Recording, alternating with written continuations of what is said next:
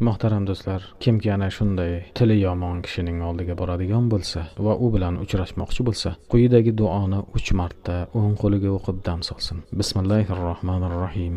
Lajjamtu lisanal mutakabbirina bilijami robbil alamin. 3 marta. So'ng quyidagi oyatni. Bismillahirrohmanirrohim. Va ma ramayta iz ramayta walakinnalloha rama. 3 marta. Shundan so'ng qo'lini mahkam qissin va u insonning oldiga borganda ochib yuborsin. Allohning izniyle sizga hech qanday yomon so'z gapira olmaydi.